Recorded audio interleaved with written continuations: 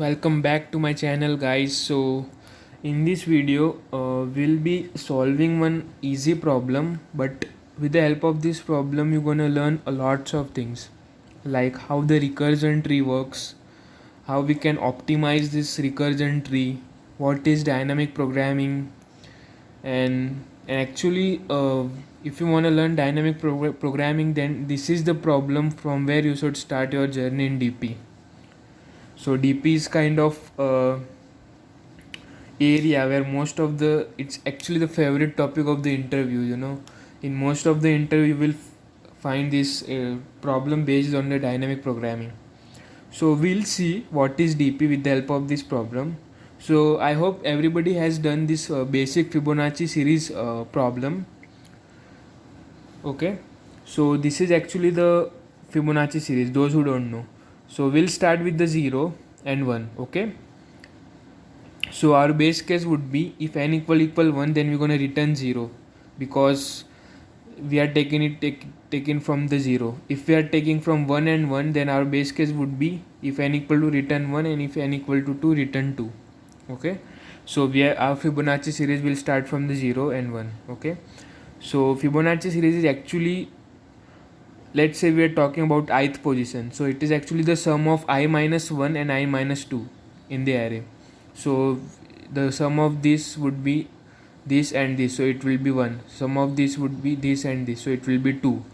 Okay, and this number will be getting by summing up the earlier two numbers, 2 plus 1 3. For 5, 3 plus 2 5. Okay, so this is actually the basic idea behind the Fibonacci series. Okay, so in this problem it is clear that we have two base cases. So we need to have, if you want to do the recursion, then we must have base case, and this base case should be 2 0 and 1. Okay, so we'll see how the how we can solve this problem with the basic recursion. So you can see this basic recursion pseudocode,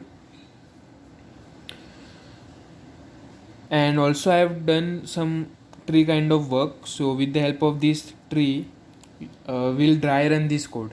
Remember guys, if you want to solve any kind of DP problem with the help of recursion, then it is impossible to do the problem while doing this kind of stuff. Okay, generally this kind of stuff is done whenever your code is not working correct. Otherwise you solve your DP problem by doing the hypothesis kind of thing. You just focus on your particular ith position, and then with the help of earlier data that we have got, based on that you interpret what would be our recursion function. So with the help of that you generally solve the DP. Okay, so this is actually the normal code that you must have implemented. So I wanted to show you because with the help of this we will able to see what is DP and how we can optimize this problem. So if you see, the time complexity of this algo is O of 2 to power n. So it is time is increasing exponentially. So this is a huge time. If you calculate for the n equal to 30, now you definitely have to wait for the 5 to 10 minutes, then this is gonna execute. If you wanna execute for the 1000 number, then it is impossible. I think you should wait, then you have to wait for the year or 2 year, don't know.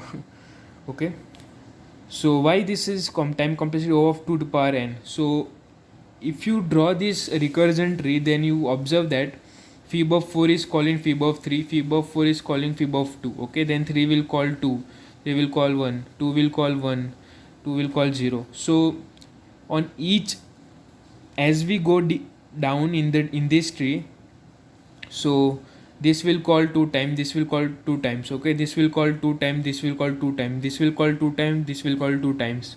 Okay, so it is increasing 2 to the power n. Okay, in this case we'll have 2, in this case we'll have 4 calls, in this case we'll have 8 calls. So in this way this tree is gonna growing exponentially. That's why our time complexity would be O of 2 to the power n. Okay, let's talk about space complexity. What is space complexity of this? So if you see what is the space, it's O of n. Okay, how it is O of n. So let us see that first. So how we define the space complexity? So the definition of the space complexity is that how much we are using memory at particular time. So it's like maximum memory that we are using at a particular time. So if you see, I have drawn again the recursion tree.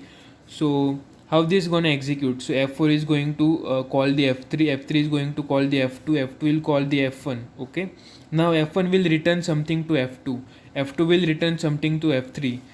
Now once we finish with our f of 1, we're gonna reach the base case, and then this gonna return some value to the f2. Now this call is over, f2 will return to this call is over. Now f3 is calling to this. Okay, so f3 will call this. So in our stack we would be having f4, f3 and f1. Okay, so this is not less calls that we are doing. The calls that we are doing is f4, f3, f2 and f1. So we are actually using the memory O of n times, that like whatever the n value we are going to pass from the n, from the main.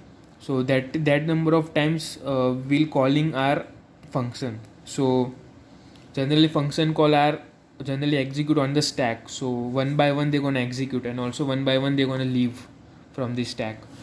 Okay, so that's why the space complexity of this is O of n. Okay, now we will see how we can optimize this problem. Okay, so this is running at 2 to the power n, which is too huge. So we want to optimize this algo. So what we're going to use, the technique that we're going to use is memoization, which is also equal to the people say DP, dynamic programming. Okay, so if you must have observed from the earlier few minutes that we are making too many calls. Like, so if you see here for f1 we are making this many calls, so we are repeating this work, so we don't want this repetition. Okay, if you see f2 is making two calls, so as our tree start increasing na, so we're gonna make lots of this redundant calls, so we don't want this. So this is actually what the dynamic programming is, that is a memoization. So this is the code for the memoization. So what we'll do, we'll have one DP array. Okay, so DP array will be initialize with 0 and size of DP. So we're gonna initialize with particular value. So if in our problem, if 0 is the answer, then we should initialize it with -1. Okay, so we'll initialize with some particular value, and then we're gonna pass it to our function. Let's say fib. So fib will take n, and it is gonna take DP array. Okay, now once we find, and then we'll, after, before returning something value to a particular function call, we're gonna store it into that array. Okay, so like before returning this particular, it might be anything, so we'll store into this DP array. Okay, and if we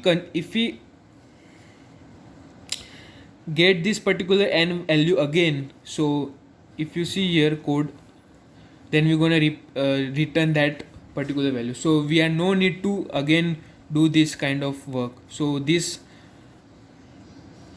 work is gonna take us O of 1 time. So we'll be getting our answer in O of 1 time.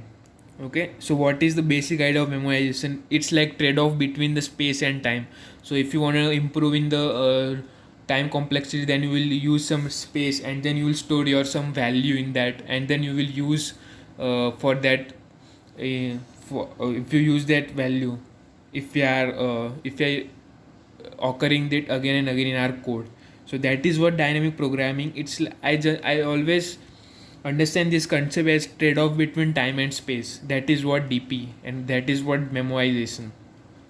So I hope you understand what is memoization, what is dynamic programming, and actually this Fibonacci series is the one that from where you should start learning your dynamic programming journey.